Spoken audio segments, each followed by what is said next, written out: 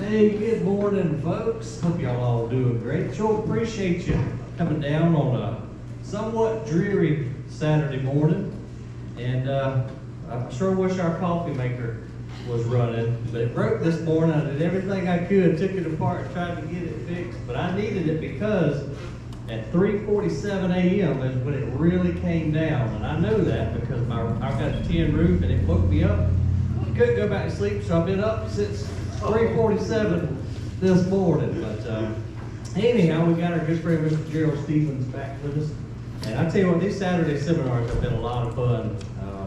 I know I see a lot of familiar faces, and they're just so educational. Me personally, I've learned a ton from having them, so appreciate you guys coming down. With Mr. Gerald, we're going to talk about vegetable garden today, I do believe. Yes, sir. And I know me and my daddy's both ready. He's already got the garden tilled up. We put out our line a few weeks ago, so we're ready to start planting. Good. Well, I'm going to turn it over to you now, sir, and it's all yours. All right. You got my little list here, but the first thing I say on there is sun, and the more the better. And you know, it's funny how people come and say, I can't put mine so it won't get so much sun, you know, and I said, no. Even at 100 degrees, it still needs that sun. For an example, I'm not in full sun. Now, from 10 to 2, I'm in full sun. Just broiling hot sun, but not from 7 to 7. And that's important. And I didn't realize how important it was, but I would try to grow broccoli and cabbage and stuff, and my broccoli heads would be about that big, and my cabbage would be about that big.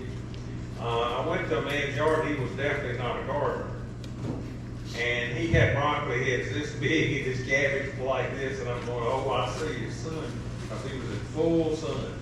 So don't think, you need to put it in the shade, because everything just about needs full sun. Now, the only thing I can grow comfortably is green beans, and they do take it when it's not full sun. But 90% everything else needs full sun, so that's very important.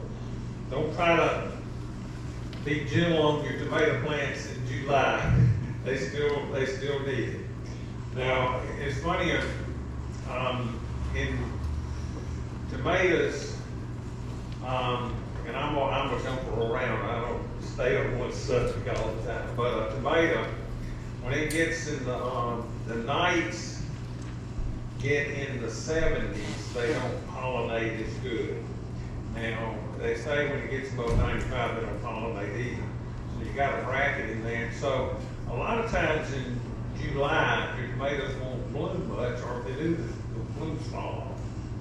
You can get this stuff called blossom set, I think, and that will help.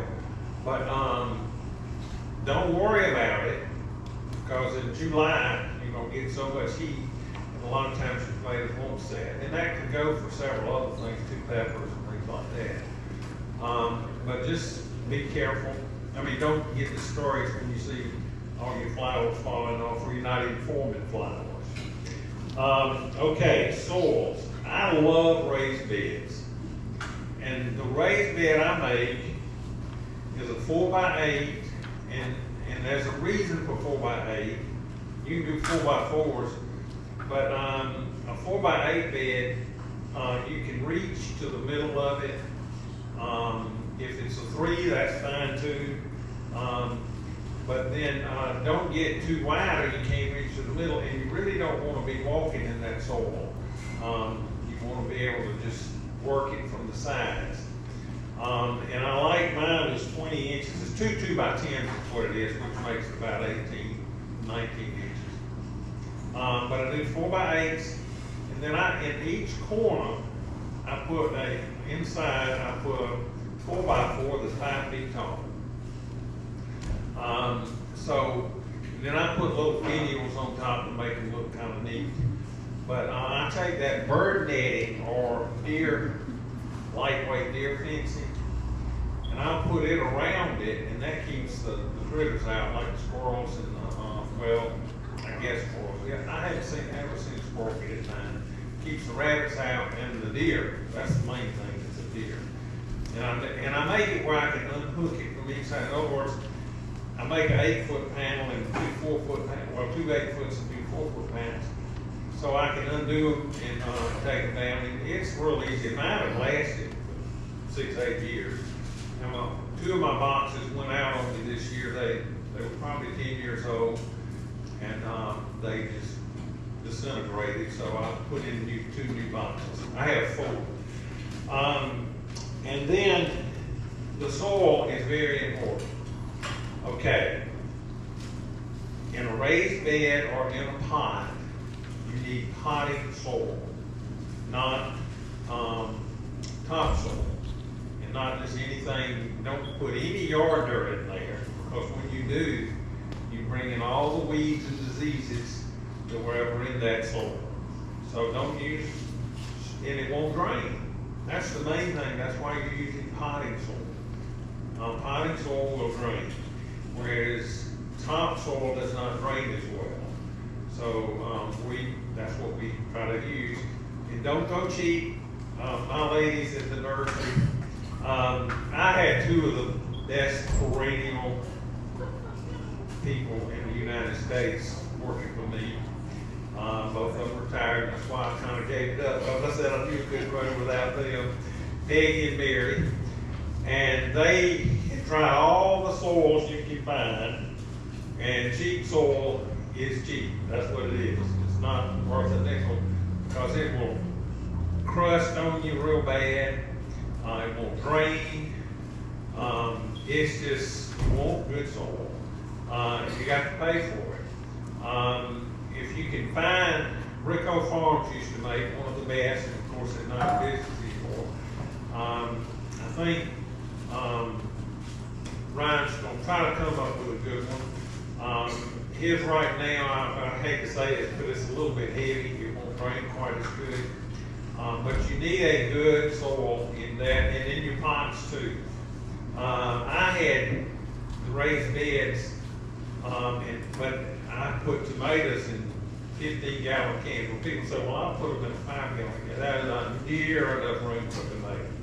I put them in 15-gallon cans, and I use good potting soil, and I would change it out every year for my tomatoes.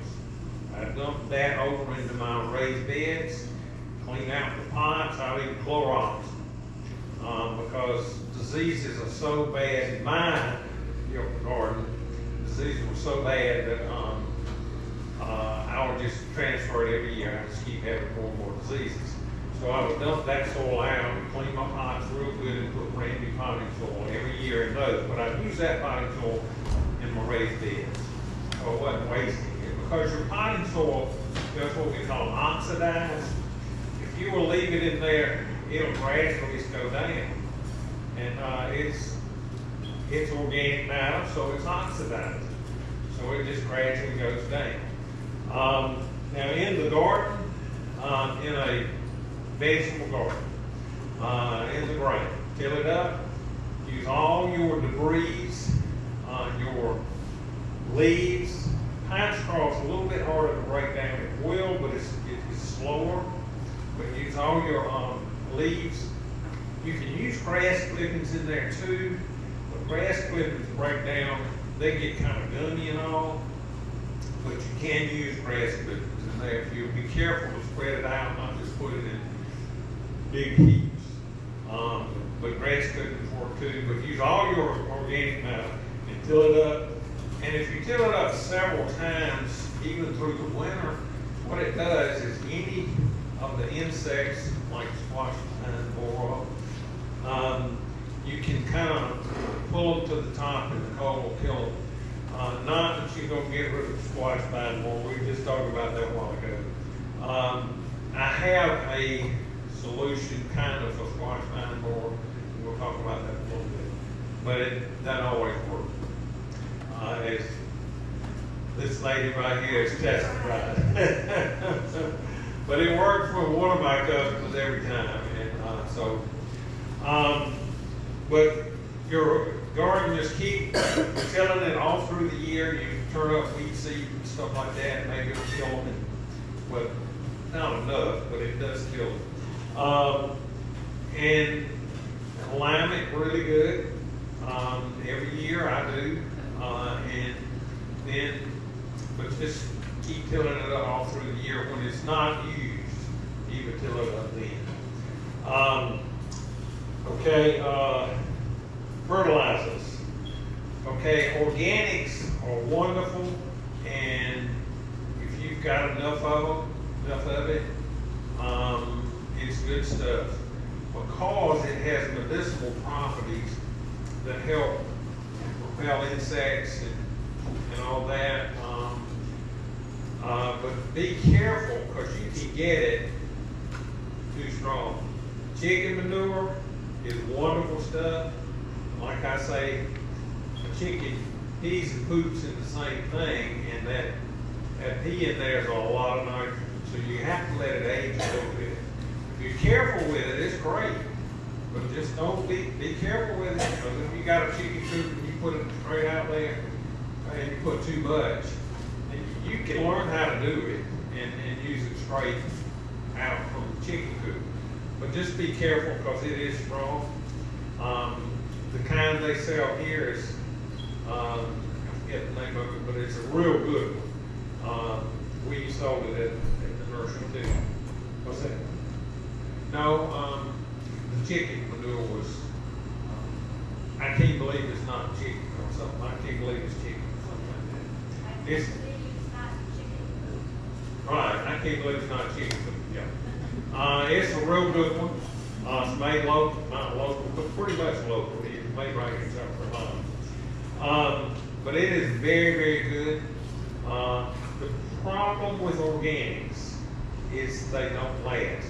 People don't realize that. If you're not careful to keep it coming, because it's not going to last you about a month. If you're not careful to keep it coming in there, you're going to deplete your garden of nutrition. So keep it coming, and it works great. Chicken, cow, horse, all that works good. Be careful about even cow and horse being too fresh. If you've got a horse stable and you're using that, you got to be careful because when it's fresh, it's hot. But that means it's got a lot of nutrition in it, but you just got to be careful and know how to do it. Yeah, that's I forgot to bring that out. All the wheat is very weedy because the horses and cows, they don't care what they eat. Well, they do care what they eat, but they eat wheat seed and all, and then it comes out of the manure. So you get a lot of weeds with cow and horse. So just be aware of that. And then Organite is a semi-organic. It's from the Milwaukee sludge in Milwaukee, and they bag it. It is very good stuff. We use it a lot for repelling deer. It's not going to work forever, and it doesn't work for every deer, but it's one of the best deer repellents that you can just keep applying. And again, it's probably not going to last you over 4 weeks, especially if you're getting pretty good irrigation. So be aware of the Organite. Now, it's not what you call a OME, is that what it's called? Organic approved, in other words, it's not OME. But it is organic, but it's not OME approved because it's got some things in it that was not approved. Bill Organite. Oh, okay. In other words, it's not going to be approved. If you were trying to grow organic vegetables, you wouldn't get approval on that. Okay, 10-10-10. One of the most popular, when I was growing up, we sold tons and tons of that stuff, everything. The problem with 10-10-10, the nitrogen, the first numbers, what you really are paying for in fertilizer, lasts you 3 weeks. Most people think it's going to last all summer or at least 2 or 3 months. It lasts 3 weeks. The plant only gets to utilize 1/3 of that 10. The rest of it keeps on going. unfortunately, it does break down full. But here's the problem: the middle 10 is phosphorus, which is superphosphate. The first year you apply it, you apply 10, 10, 10. The second year you apply 10, 20, 10. Third year is 10, 30, 10. You're building up that phosphorus every year. Because phosphorus only moves about 1/4 of an inch a year in the soil. It just doesn't dissolve. So you can't get a buildup of it.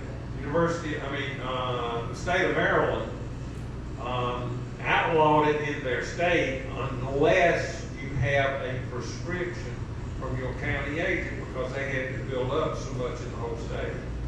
So be careful with cheap fertilizer, and that's one of the problems right there. Now the second one we've got down here is 1268, which we used to carry 1266, which was a fertilizer we sold from 50 years ago. Wonderful fertilizer, lasts about 3 months, 2 to 3 months. And they're trying to get it. I think they're going to have it in a week or two. But it's 1268 now, which is fine. Doesn't change much at all. The nitrogen and the potash do dissolve. So you're okay there. And it's cheaper, but it's going to be cheaper, but it lasts like 2 to 3 months. It's not going to last you the whole season. But it has all your minor elements like zinc, iron, lead, copper, boron, manganese, all that stuff in it too, which is very important. And there are trace elements, minor elements, and there's so little in there that but it's needful. It's kind of like, I guess, vitamins, but that we don't always take. But it's just enough in there to get you. Every now and then you'll get a not toxicity, but you'll get a need for something like zinc, and you don't know you don't realize it when your plant's not doing well. Send it off to Clemson, and they'll say it's a zinc deficiency. But if you use something like that, it's going to have it in there all the time. So you'll get what you need when you use a good fertilizer. And these two are very, very good fertilizers. Now the last one is 2149. It's the one we kind of made famous. It was our fertilizer that we used in our containers in the field. We were using Osmocote and paying a huge price per bag for Osmocote, and it was not lasting. And it has all the minor elements and all that in it too. But University of Georgia did research, and they discovered that the heat and humidity in the southeast is too much for Osmocote, and so it breaks down quick. We buy the 12 to 14 month stuff and paying big bucks for it, and it was lasting 3 to 4. And we were talking to all the nurseries around us, and they were saying the same thing.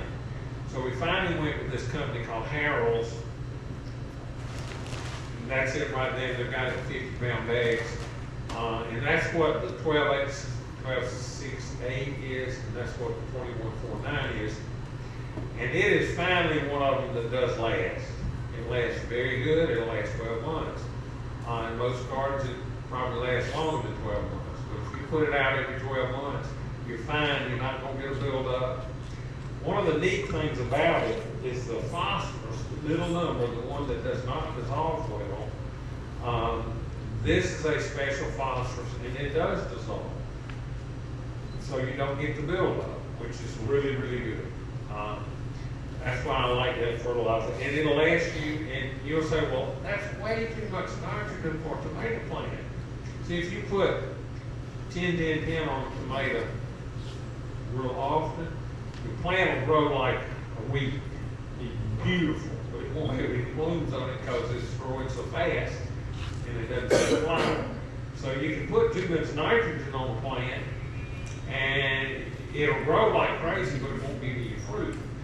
But the thing about the 2149, it's going to last you 12 months. All right, divide 12 into 21, and you get about 2% a month. Now, it's not going to do exactly like that, but it does pretty much, because it doesn't release much at all in the wintertime. It's temperature sensitive, and so it doesn't release much in the wintertime. So you really don't get more than that, but you're not going to get this huge surge like you do when you put 10-10-10 on. We used to sell 5-10-15, which is a commercial farm fertilizer, and that would be better for tomatoes than the 10-10-10. But still, it would last you about 3 weeks, the middle number anyway.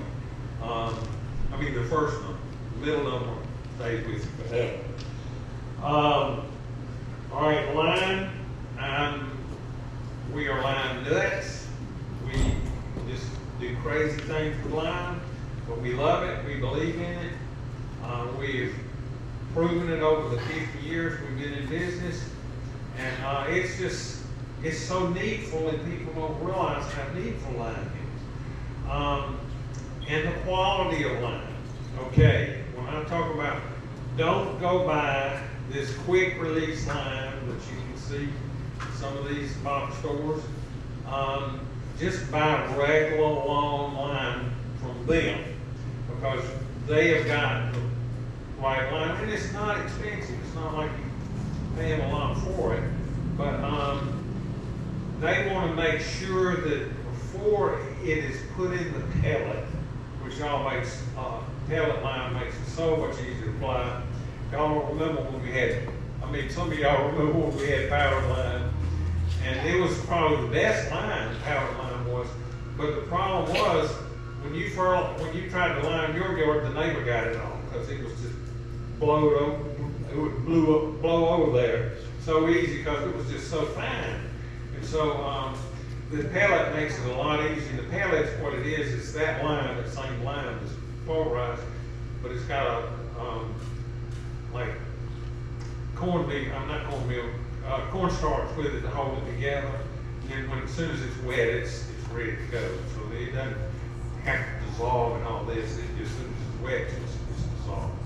If you have a bag and let it get wet, you'll see this thing. Is that dolific lime? It is dolific, but it's called long lime. I don't know what it is. And it's just how much is your lime? It's probably $8 a bag, $9 a bag, something like that. But that's what you need. And if you'll see, you need a cup in a 3x3 area. We call that 10 square feet. 3 by 3 is 9 square feet, but that's close enough. A cup in there, and my brother puts 3 cups in there. So, but lime has so many qualities. It's your major source of calcium, and we all know how important calcium is. And it's as much as important it is to us as it is to plants, because calcium helps the flower set. It helps the plant strength of the plant. Like if you have roses and you don't lime them, they'll be little skinny little stems that won't hold the rose up. But if you lime it, they'll have thick stems that will hold the rose up. But the other qualities, or the magnesium, is what makes it greener and just pretty nice. It's not a fertilizer. You all have to remember that. It's not a fertilizer. A lot of times when you haven't limed in a long time and you lime, it looks like you just put out this wonderful fertilizer, but it's what it is. It's making the fertilizer work. But the other qualities of lime, and I did spend a whole hour explaining that, and they've got it on the website. You can go back and listen to it. It is really good. I sat through it here because I just wanted to hear his version of it. I tell the lime story too, but he has a lot. His is a lot better than mine. But another quality is it helps break down clay. Okay, we use gypsum to do that, and gypsum's a whole lot more expensive, but gypsum is calcium only, and it won't change the pH of your soil. But lime is magnesium and calcium, and so just use lime and it'll break down the soil just as good. It's a whole lot cheaper, and it works great to help break down the soil. Okay, sandy soil. This is what was interesting to me. And I don't understand all the chemical background of this, but it's something like it has the ions, it changes the ions in the soil, in sandy soil, to make it cling more to the nutrition that you have. So in other words, your nutrition will wash out of your soil so good if you got sandy soil when you lime it, because the ions make it adhere to the soil a lot better. So there's a lot of things about lime, and you gotta be careful. Send off a soil sample to see what they say. If you're extremely high in lime, I would be careful. In your pH, in the 6s and the 7s, you might back off a little, but we still lime even there. But just be careful not to overdo it. But we around here, our soils are so acidic that you just need it. And we literally use lime on everything in the garden and in the yard. I used to say use it on everything with blueberries, but when Ted showed me ball blanket to the blueberries, and he limes them about 1/4 of a cup of lime per month, and or more, and his blueberries are just weeping with blueberries. They just have a hard time holding their heads up because there's so many berries on it. So lime them, even though all the information you read says don't lime blueberries. Well, here's what you can do: lime some and don't lime the others, and just test it out for yourself and see what happens. Pest. Well, I love, my first love is landscape design. My second love is diagnosing plant problems. Well, I started learning from this book that was one of Ted's textbooks at Clemson. I don't have a background in horticulture. I just picked it up, learned it on the fly. But sometimes they say that's better than learning from the textbook. But anyway, people will come in with these tomato stem plants that just look terrible, and they say, "What's wrong?" Well, I turned to Dr. Shirtley's book, and there's 40-something different problems that he had listed. There's a lot more than that, but there's 40-something problems that he listed. So you have to thumb through them all, trying to figure out which it matched the closest to. It's not as bad as it was because not as many people smoke, but tobacco mosaic was really bad, and if you smoked in the garden, it was terrible on your tomatoes. But even if you didn't smoke in the garden, the nicotine on your hands would still infect your tomatoes. And the only way you could get it off, believe it or not, is wash your hands in milk. And that would get the nicotine, or break it down, or whatever, or neutralize it, or something. But if you smoke, don't smoke in your garden, and be careful. You might ought to wear gloves or something, because it will definitely infect your tomato plants. It makes your tomatoes look strange and all. Then there's the wilt disease. Well, there's the bugs. Now, first off, what you'll see on your tomatoes is these little red aphids that get up and down the stem, and 7 dust will not touch an aphid, so don't use 7 dust. And I'm very hesitant with 7 dust. 7's one of the oldest, most used dust for gardens, but it's one of the things that bees take back to the hive. It doesn't kill them immediately.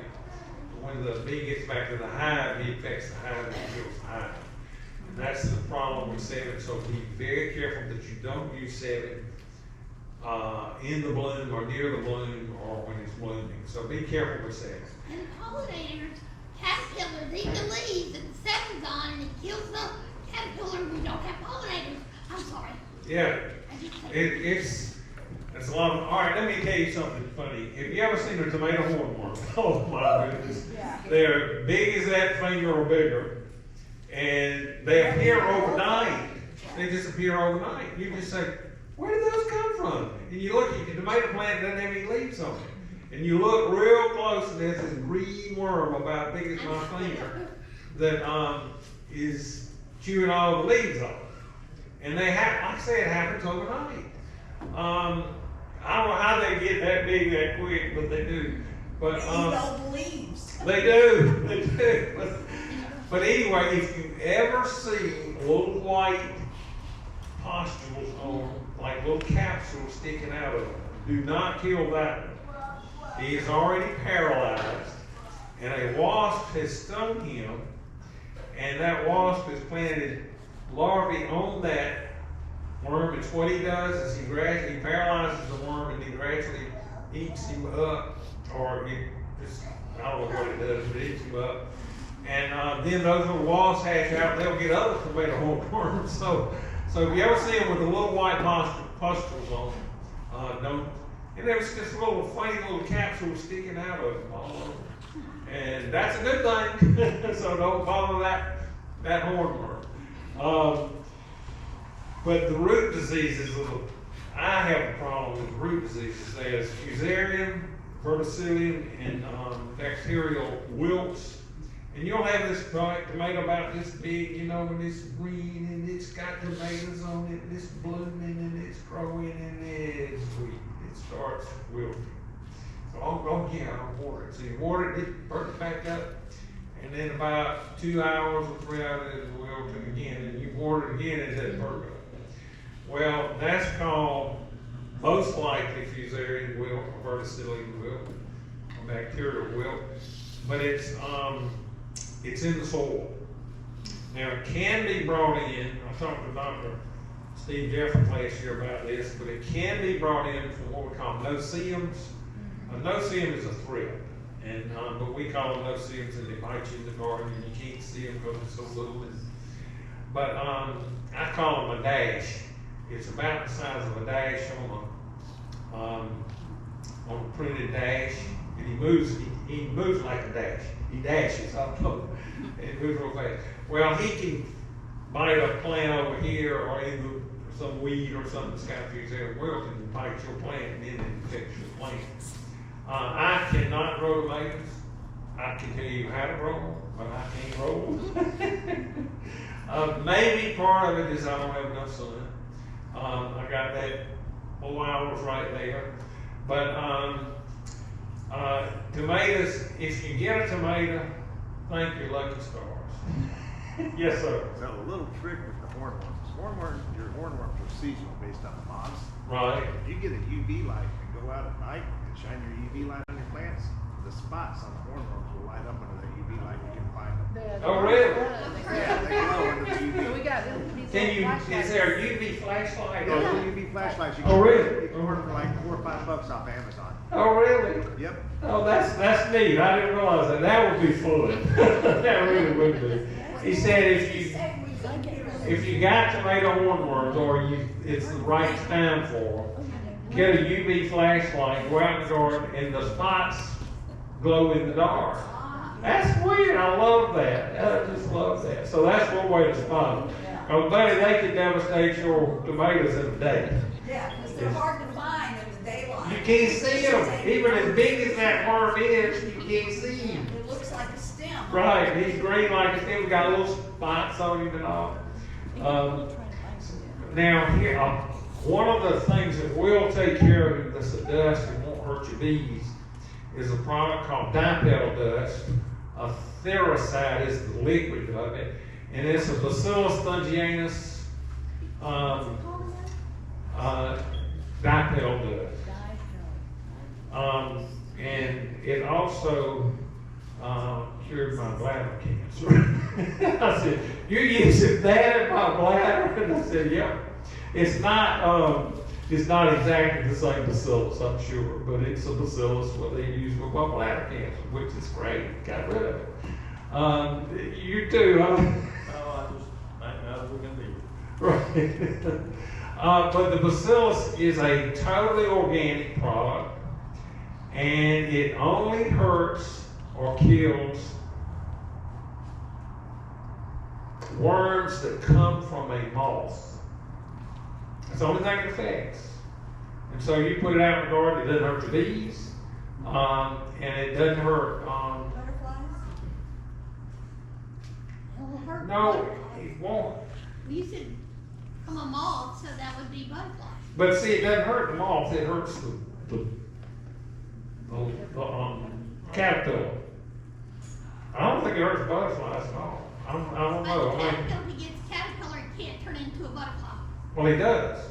But you're gonna kill him before he turns into a butterfly.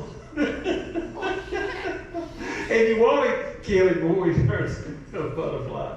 I don't think it hurts, butterflies themselves. I don't know, I have to do a little research It on doesn't that. hurt the butterfly caterpillars, it's more the It hurts the butterfly caterpillar. Yeah, so Right. anything that's a moth or a butterfly, it will kill the caterpillar there. That's right, the caterpillar. I don't think it hurts the moth. So or they're the- asking because they're trying to cultivate monarchs and all that Right, kind of stuff. You don't exactly. want that to be in that garden. We might gotta do a little research on that, for sure. But I don't think it hurts but it is totally organic and it is a real good product. And, I use it, now beans, the first thing I see is holes in my beans. And it's usually a worm, a green worm. And, I just keep my garden dusty with that. It doesn't hurt your bees. And, it kills all the worms on your beans. And I keep my beans pretty clean like that. Cabbage and broccoli and Brussels sprouts and all that. Keep them dusty with dipel dust. And that'll keep the, those little pretty little white and yellow butterflies that fly all around in the garden. Those are what we call cabbage loopers. An inchworm that does like this they eat a lot. And I won't tell you, but they'll eat, all your cabbage and all that kind of stuff. And dipel will keep them off too. So dust it real good. Yes, ma'am. I don't know what you're saying. You're saying Dipel? Dipel. Dipel. If you go down in South Georgia, it's dimple dust. Up here, it's dipel dust. You get all kind of funny names with this kind of stuff where us countrymen get to talking. But dipel is one of your better, and it comes in a liquid form called Theracide. If you want to spray it instead of dusting. Here's what I do. I put my dust in a cup. Then I take one of my wife's knee highs, is that what you call them? And I put it over the cup. Then I just go out in the garden and just shake it out. And that puts it out real fine. It's kind of like a smoke almost. And it just covers everything really good. And that's all it takes, but it doesn't take, you don't have to. I was selling dusters, these dusters that you pump and stuff like that. And I showed the man one of these that put out just a real fine dust. And he said, "Oh, it's got to be globbed over there." I said, No, you need it just a fine dust over there. He thought it had to be globbed over there. And so I've had to straighten him out on that one. All right, squash and vine borer. That's a toughie. And it's really a toughie. I had one man that came in for 3 or 4 years in the nursery, and he said the way he combated it, and she says it has not worked for her, but the worm castings, worm poop, if you put it in the hole when you plant it, and then you keep it on there about every 2 or 3 weeks as either a tea or as granules, and then water it real good. He said it kept all of his off, and he said he could not grow squash until he did that. Yes. One time I heard, but it was after I had already been annihilated, so I didn't get to use it, was to take some tinfoil and wrap it around the base where the borer would try to get in or something. Right. I don't know. That I've heard that too, and that may be one of the better ways. You'll get a squash that is absolutely gorgeous, Yes. blooming. All right, let me tell you one thing real quick about a squash. The first bloom, it has male flowers and female flowers. Both of them are yellow trumpets. But the male flowers come on first, and then the females come, and the male has to be there too, because the bee has to transfer from one to the other. But you'll think, you know, your squash will ever have a squash because those male flowers are on there first. But the female comes on there, and the female has a little squash at the base. That's the way you tell it. The male has a green stem. But the female has a little squash at the base, and that's the female flower. So be patient, but you normally will get both. But your squash will get up real beautiful and blooming and have squash on it, and all of a sudden it'll go like this, and you'll say, you try to prop it up, you know, and it won't stay, and then pretty soon it goes, and then it just collapses. And it's a vine borer that gets in at the base, and he bores up in the stem, and the dipel dust, which should take care of him, doesn't seem to work on that one. I would keep dipel dust on the base. Don't use anything. Please don't use 7 dust. What Because about just on the base? Could you use 7 dust on the base? it doesn't work anyway. Oh. It won't work. We've tried it. It doesn't work. You can have, you know, do it on the stem and you won't have any bees, but you won't, it still won't work. But I just meant like down as a base. It doesn't work. I don't know. I've looked up on the internet, everything, and I cannot. So is the boar actually in the dirt? No. Or is it? He flies in, Okay. and he does not look like a moth. He's actually kind of weird looking and kind of pretty, but he doesn't look like a moth at all. But it is a moth. He's kind of pink and red and yellow and Does it hatch from a caterpillar? yes. So, I think. Okay. Go ahead. so will that, what were you saying, kills the caterpillars? The dipel. The dipel? It doesn't kill that caterpillar. See that he is from she is from last year.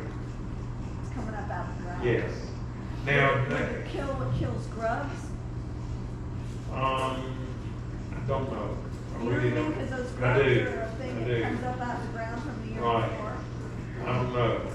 But one of the best things, you remember when I was saying till your garden year round, several times in the winter? That turns up things like that to the top of the ground. Of course, you're not going to get them all at the top of the ground, but you gradually turn them up and you have a better chance of killing them through the winter like that. So that's why turning the garden through the winter is good.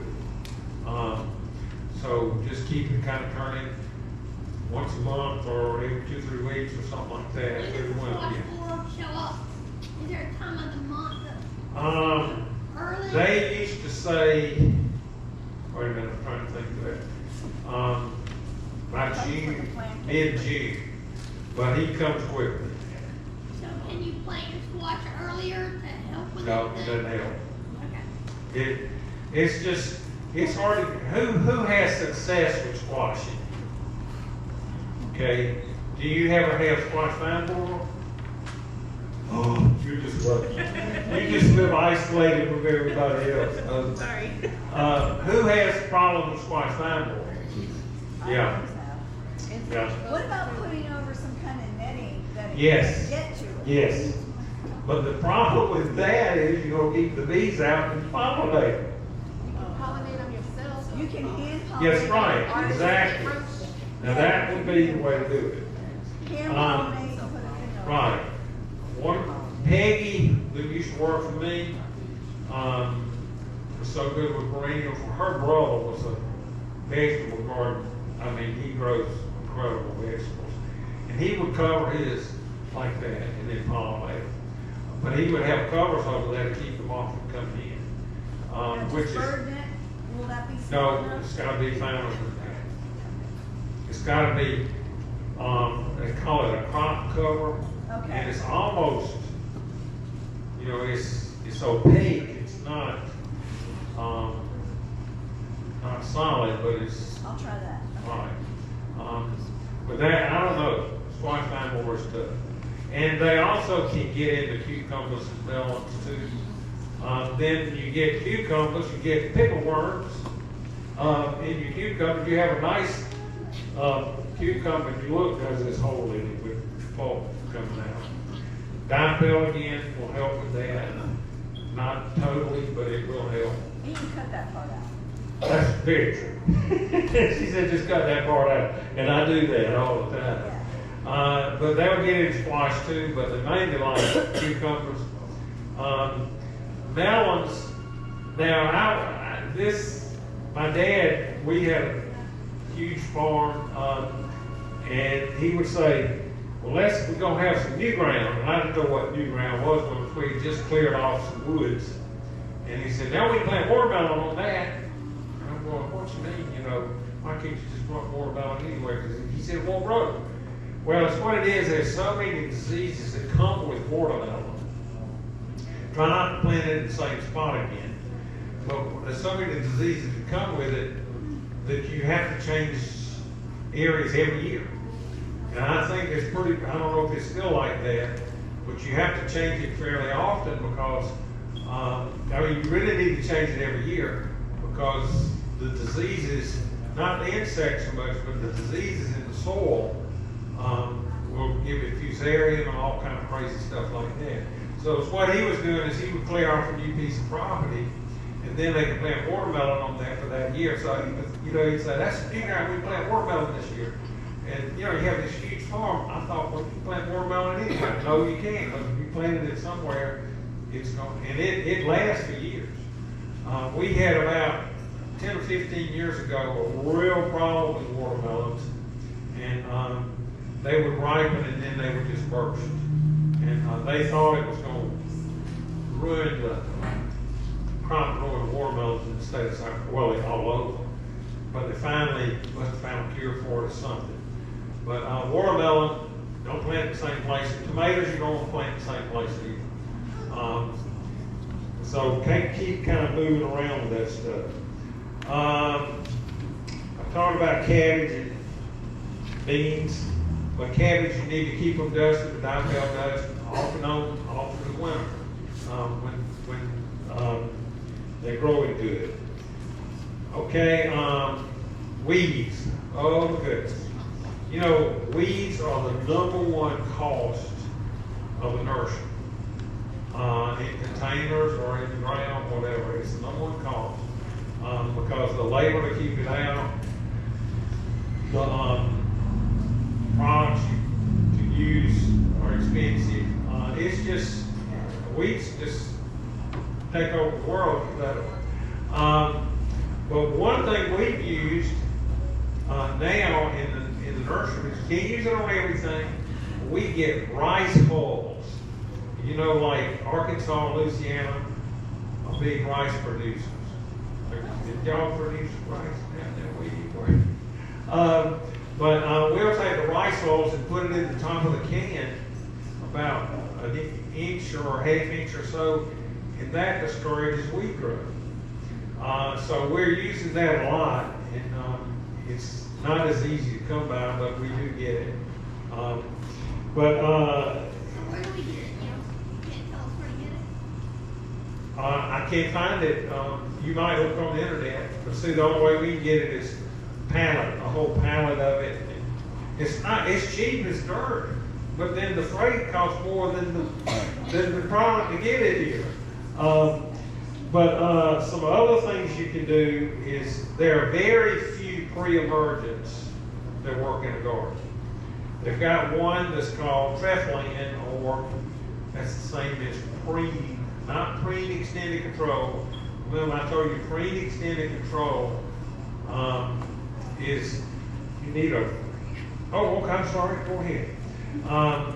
But preen, the old preen, you can use, but you can only use it in certain certain vegetables, and it's not a lot of them you use it in.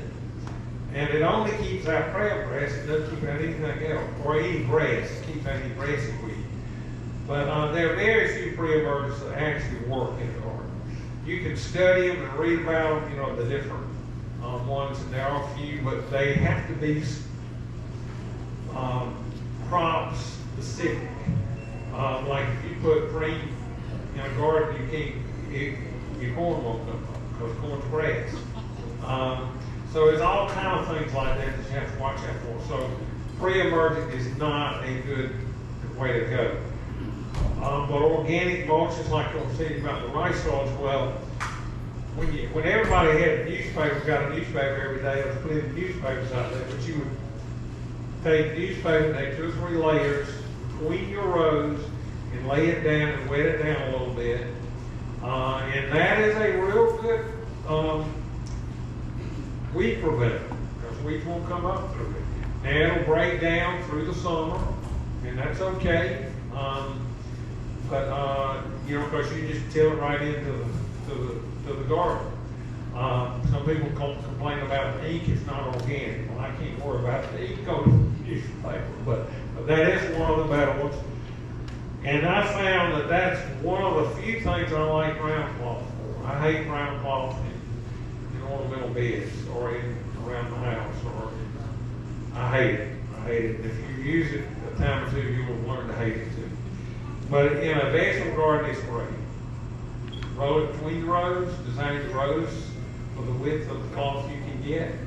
Roll it between the rows, and it'll keep, you know, of course, it won't keep it out of where the beans are growing in a row, but it'll keep it out of the main aisle. And so it keeps out about 90% of the weeds. So ground cloth does work in that respect. Water.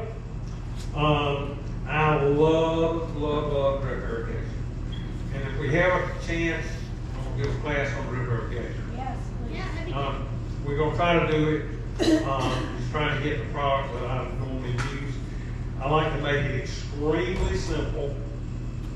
I get just a plain brown pipe, a half inch, called drip pipe, but there ain't any holes in it. And I will use drippers all along it to give my garden, and you know, like a tomato, I'll use 2 or 3 drippers in a pot, something like that. But I make it very simple, and it seems to work really good, so we'll try to give a class on that. Overhead watering is good, you gotta do it if you don't have drip, but it's not good because you're keeping the foliage damp, and that causes fungus. Well, I like to run mine, all right, see, fungus grows with darkness and moisture. So if you water at night when it's dark, that's not good. Now you can water after the dew is fallen because it's wet, which is after 10 o'clock or so, I don't know exactly. But I still prefer to water in the middle of the day. All right, now wherever this old wives' tale came from, you burn your plants up and water in the middle of the day. I never know. I did not understand that, but that was the old wives' tale. Don't water in the middle of the day, you'll burn your plants up. How are you going to burn your plants up? We, in the nursery business, have to water 24/7 on certain, because you don't have a pump big enough to run on everything at one time. So we run it at different times for different beds all through the day and even at night. Well, midday, after it's dried off, and then till, let's say 2 or 3 o'clock, so that it will dry off before nightfall. So you're shortening that dampness period and the darkness period. So you're trying to escape that. And to me, we found that when we watered in the middle of the day at the nursery, we started watering twice a day for the container plants at the nursery. And so what we were doing, we were watering late at night, which wasn't the best, but you just gotta bite the bullet and do it. And then we watered midday. Well, we were using less water by watering twice, and the plants were thriving better because you were cooling them down in the heat of the day.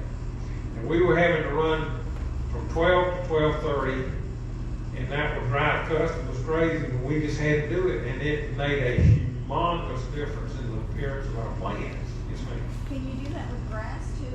Again, I like- don't want to do that either. I like to do that with grass. Okay. People say, no, all the evaporation and all this. No, it cools the grass down. It dries off before nightfall. And when I'm out in 100-degree weather and somebody sprays a hose on me, I don't fuss. It feels mighty good.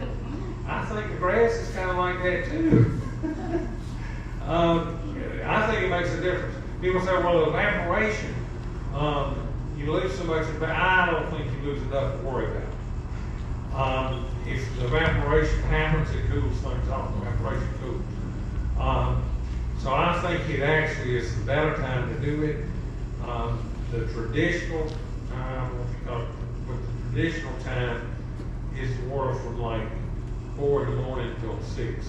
And that's okay on grass too, but I would not do that in the garden. But I do that on my grass in the middle of the day. I think it's better for it.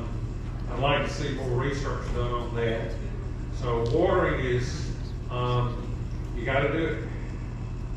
Your garden is very critical. If you water it and it stays wet too long, you are going to get fungus. So that's why drip is better, because you're not wetting foliage. And that goes for a lot of different things too. Okay,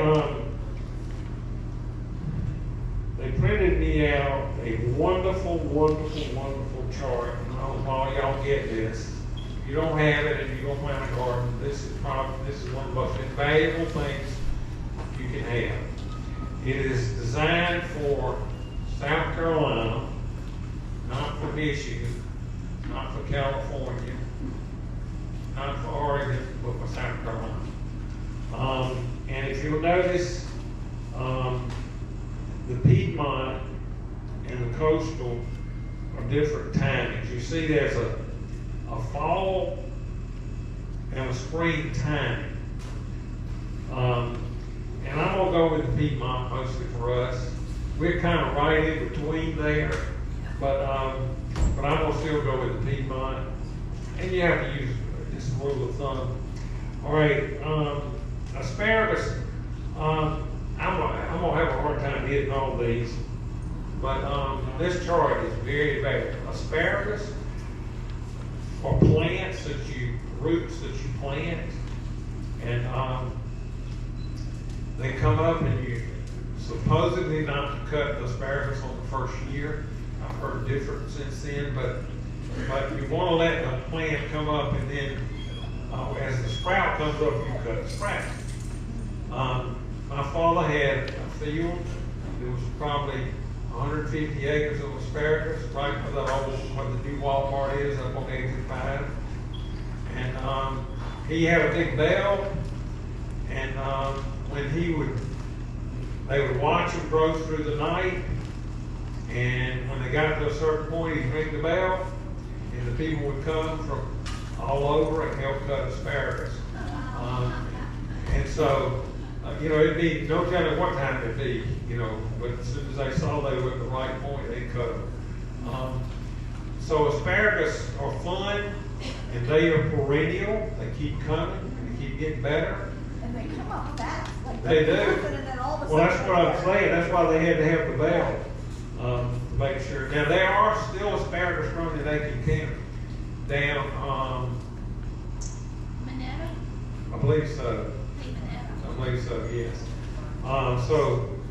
They're still growing here. So it's a very good crop here.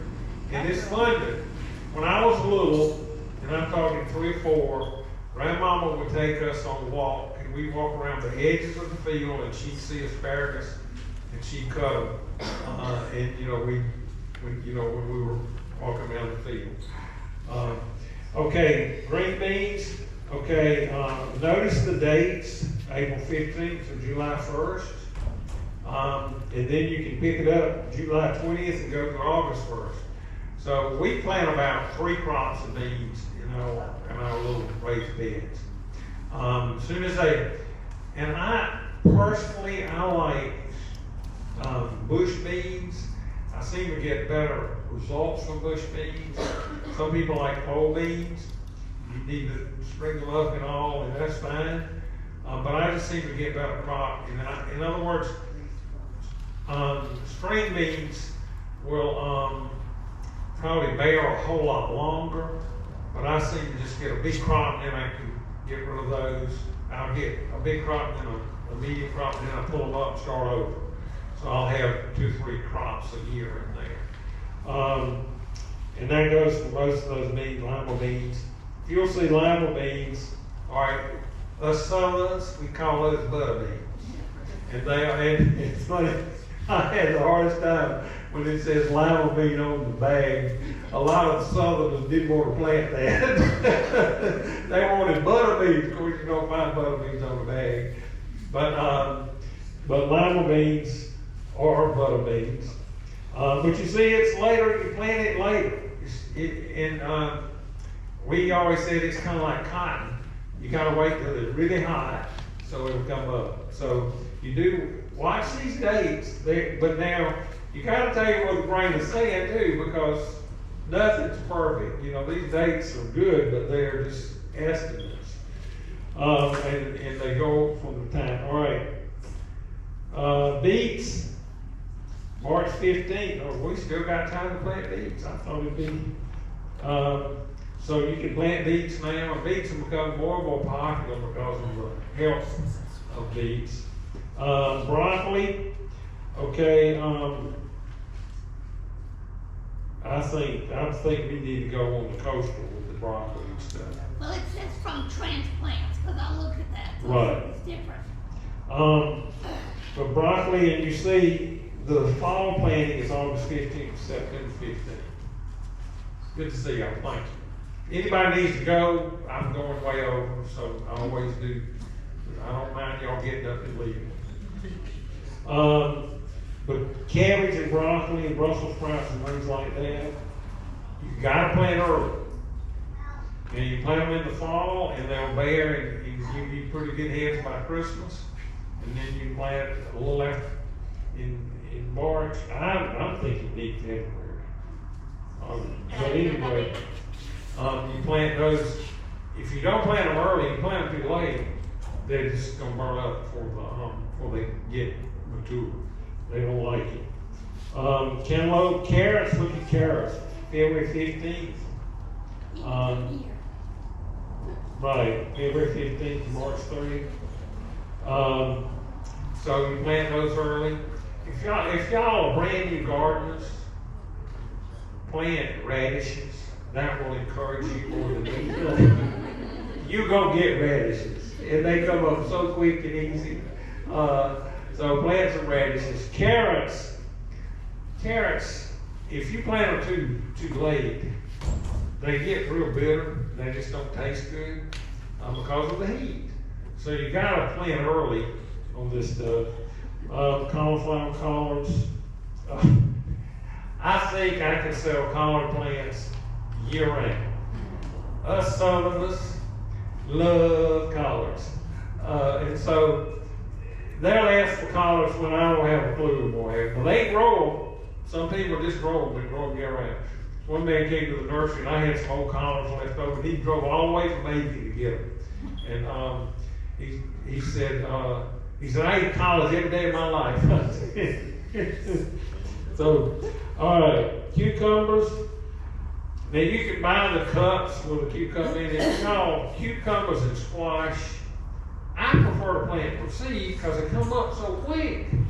I always pick on the guys when they bring me cabbage, cucumbers and squash and things like that. I said, did you plant those this morning before you got in, before you came, because they come up so quick, they can be barely breaking the top of the ground. So it's some of this stuff we have gotten in the habit of just buying the plant. Whereas you can grow it better if you grow it in the ground. And that's for a lot of different things. So don't just fall into this habit of buying plants when you see them. Eggplant, that's like a tomato plant or something. Garlic, it says not recommended. Okay, that would be a fall planting though. You see that? Is that right? Yeah, fall planting. not recommended, now. Okay, honeydew is like a melon, kale. Follow your directions on kale, and you can have some real nice kale. March 15th through June 30th. Leeks, I don't know a thing about leeks. Lettuces, and a lot of times you do plant those from, in the cups. But lettuce comes up good from the seed too. So don't be discouraged there. Mustard, like turnips, you just plant those, sow the seed on there. Onion sets, they come in onion sets and onion plants. And set is a little bulb that you plant the bulbs. And it says February 15th through March 30th. Onion plants, not recommended. Well, we plant them anyway. But they won't probably come to maturity if you plant the plants until the fall. Onion seed, oh goodness, they also take a year. I mean, they come up pretty good, but it takes a long, long time. Yes, ma'am. What are Piedmont planting days? What's that? Okay, see, the state is divided into coastal and Piedmont. It Right. used to be divided into coastal, central, and Piedmont. Piedmont's upper part of the state. Oh, But we're considered to be in that. We're right in between those two. so we're kind of, our date might be kind of in the middle of Yes. these two. Would that be a good, That's okay, right. gotcha. Okra, okay, you see okra, the date now, okra comes up good, very good from seed. But if you start it early, it ain't gonna come up. It likes hot ground. You notice May 15th. So you need to plant okra. And I plant it from seed because it comes up so easy. You can buy it in plants. A lot of these plants, my wife got some plants the other day and I said, honey, there's no way you can get $5 worth of lettuce out of 3 plants. You know, you go to the grocery store and buy, this was not here. This was at Lowe's or something. She bought 3 lettuce plants in a cup, I think it was $6. $2, you can buy a head of lettuce for less than that. I guess it's the fun of it, okay? But you plant a lettuce seed. But you plant lettuce seed and they go up just fine. Okay. Peanuts. It's hard to find the seed.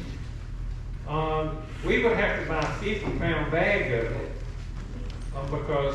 and we wouldn't sell 10 pounds out of it because y'all are not going to plant 20 pounds of peanuts. But they do real well. It's kind of a strange animal. In other words, the plant comes up and then all of a sudden it sends down all of these things off the limbs and that goes in the ground and makes a peanut. Not with the root right here, but with the limbs that come down. I mean the roots that come out the limbs. It's real strange. Look it up online and it'll show you. And you wonder, that's a big crop in South Carolina and Georgia. Oh, and it is a huge crop. Okay. I have a question, because that's a legume, does it add nitrogen back to the soil? It really does. It's a legume. Beans are legume, peanuts are legume, and they actually form their own nitrogen on nodules, and it's called, I can't remember, but we usually, you could buy inoculants for the soil. It was inoculants. Well, what it does, I can't remember that. But you used to buy inoculants for the soil, but you really don't need to. And you mix it with the seed, and that would make the seed have more nitrogen to it, and on beans and stuff like that. Because they are legumes and they form their own nitrogen. Okay, peas. Now, when they say peas garden, that means English peas or garden peas, sweet peas. And you notice the dates on that is real early. See, March 1st through the 5th, April 5th. I don't know if they'll go that far. And you see over in the garden peas, in the Piedmont, is that Piedmont part over there? Is that? I think so, yeah. No. So coastal, in the coastal, they're planting in from August 1st through November 30th, and they'll make it through the winter. That's garden peas or sweet peas. So keep that in mind. You can try that. All these older gardeners, they would say, you plant them on Thanksgiving Day. That's when you plant them. Plant them on Thanksgiving Day. And you think, what in the world? But English peas or garden peas can take the cold. Now, if you get a real bad cold, like this year we got down to about 15 or 18, I think, that may have hurt. But keep that in mind. That's kind of a fun thing to grow, because you grow the Little pods. right, and you can eat the pods, and it's good. Just eat the whole pod. One lady said she couldn't. She said, my kids picked them off when we can get them on the table. She said they saved them all out of the garden because it was so fun. And southern peas, again, southern peas are like black-eyed peas, purple hull, all those peas, there's loads of them. They're called cow peas. So when you buy a packet that says cow pea, that's a southern pea. It's not a cow for a cow, it's for you. But when you buy them, that's normally what's on there. But they like it hot too. I'm surprised they say it April 15th. So, okay. Irish potatoes. People want to plant potatoes all the time, but you gotta start them early. We gotta go to the coast on that. You can plant them as early as February 1st. You probably need to maybe wait a little bit, mid-February, but you plant potatoes in. All right, the way to plant a potato is you take a potato and cut it in like 4-6 pieces. And if you do that, you will have an eye on it normally on each piece. Lay it out on newspaper overnight to let them scale over or harden off. And you just lay them out, and then the next day you just plant them down the road. And if you'll see this next chart, it'll tell you how to space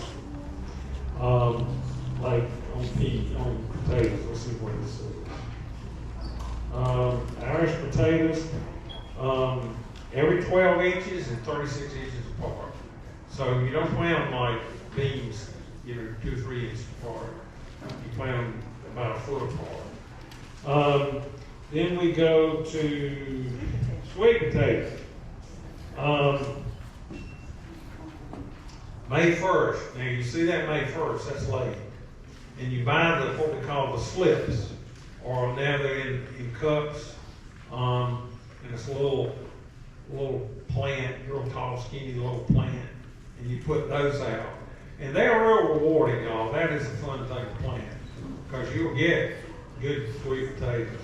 And you'll get good Irish potatoes too, so don't stay away from those, they're fun. But sweet potato is to grow, you can't grow them from seed. And the way they do it is they have a sweet potato, let it sprout, and they break the sprouts off and put them in cups. And you can do that too, but I've never done that. A little bit harder. Pumpkins. Pumpkins take forever to bear.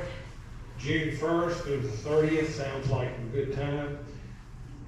And they are 120 days, that's 6 months, y'all, before they bear. And everybody would come in the nursery in September and want to plant pumpkins, Nope, you need to start those back in June. It takes a long time. And they're not the best here, but they do well. You just got to kind of play with them and learn that. Radishes, like I say, if you've never planted anything, plant you some radishes. In a couple of weeks, you'll have radishes, maybe a little longer than that. Okay, you see this chart underneath here. Y'all, these charts are invaluable. They are just absolutely invaluable. But you see, let's see what it says about radishes. That last column, it says approximate days to harvest. Radishes, 25 to 30 days. So it can happen in 3 or 4 weeks. You can have radishes. Rhubarb is usually That's a toughie. I'm gonna let you Yankees plant those. I'm not a rhubarb nut. Spinach, okay, you can plant spinach from seed, but you definitely need to watch your days on that. Like your fall date is, I tell you what, August 15th, that won't come up. You almost need to wait until October 15th. So wait till October to plant your spinach seed. It definitely, and they don't, they don't get big, so you need to plant a lot of seed. Don't plant plants of spinach, good gracious. Just plant the seed, you'll have plenty.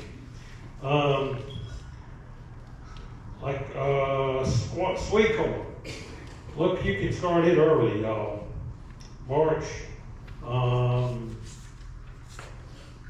1st, probably mid-March. I've seen farmers around here plant them in February. They're chancing it, but they plant them in February, they don't get a hard freeze. They'll make it through, they'll plow that up and plant another crop. But you start it early, it comes up good early. So, sweet corn, and sweet corn. You never plant a single row of sweet corn. And because, the tassel on the top of the sweet, that's the male flower, the silk is the female flower. Well, it's wind pollinated, not by bees, but by wind. And if the wind blows straight down the road, which it probably won't, you'll get pollination. So normally you plant it in a square, several rows in a little square. That way the wind will kind of whip around and pollinate them all. But that's very important. If you're not getting pollination, you can take one of the tassels off and dab it on the silks, and you can hand pollinate it like that. Okay, summer squash. It comes up so good from seed, y'all. But you do need to follow these dates. Are we gonna do the coastal one or the Piedmont one for the summer? What do you think? I will do the Piedmont. Okay. I'm a believer in waiting in those late frosts. We go get them. Okay. We go get them. All right.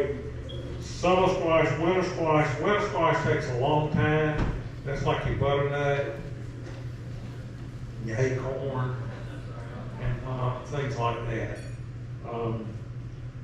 Okay, tomatoes. If you ever try to start them from seed, you've got to start them. And when you put a light on them, if you do it inside, that light needs to be about this high off of it. And I'm talking about a fluorescent light, or a LED probably would work too. But it doesn't need to be up here and the plant's down there. That's not good enough. You gotta have it close. And y'all, if you do plant seed and they grow tall and fall over, don't get discouraged. It's hard, y'all. You gotta practice and learn. It's gonna take several times, or you're gonna get totally discouraged. That's one of the very easy things to do is buy it in a cup. Now, cups are getting so ridiculous in price. Maybe they'll have some reasonable ones. But tomatoes are not easy to start from plants. So be aware of that. But practice, make some mistakes, then do it, but keep your light close. If you don't keep your light close, you're not going to do it.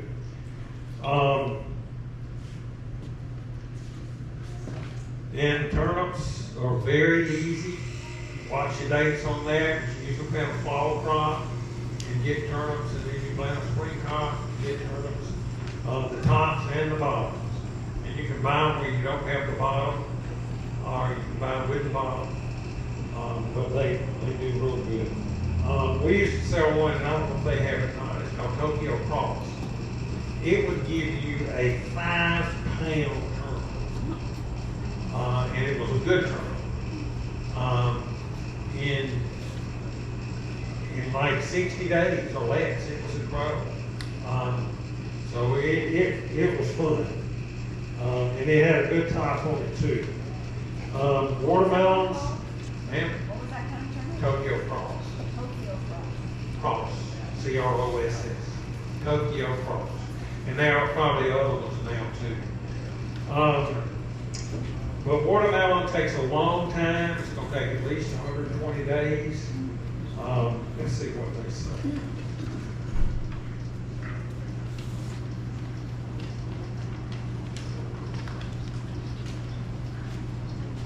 $80 to $100. So watermelons take a long time to get it in pretty quick. Store those in cups inside if you wanted to, but it's still better just to plant seed and grow. The next chart I'm not going to go over, but that's a very important chart. I'm telling you how to space things. It is so funny, they start off with 100-foot rows, and when I was 50 years ago, most of my gardens were planting 100-foot rows. Now, it's probably not 5% of y'all in here going to plant 100-foot rows. But that's what it's all based on, is how much seed per 100-foot row. So you just have to break it down. Now, I'm ranching on a raised bed. I got a 4x8 raised bed. I'll take a half pound of bean seed and plant them in that 4x8 raised bed. I just give them, I mean, they just crowd in there like crazy, but they do well. In a raised bed, you can keep it watered better, and it's easier to handle. So you can crowd them in there pretty good. Any questions? You need not answer them all. Or if I confuse you so much you don't know what day it is. Well, I sure do appreciate y'all coming. I think we're going to do problems in the garden and the lawn next week. I think that's what we're going to do. We'll kind of see. We're trying to get the tomato man in here, but he's not responding. So he's the one that brings the grafted tomatoes and things like that, and all the heirloom. I think he's just too busy. So, He's not going to do anything until much later. I've got contact with him. Oh, have you? Okay. Death in the family last year. He's slow getting going. He's starting back later in the year. Okay. So we're probably not going to get you. Well, I sure do appreciate it. Thank y'all for coming. We'll probably have another seminar next Saturday.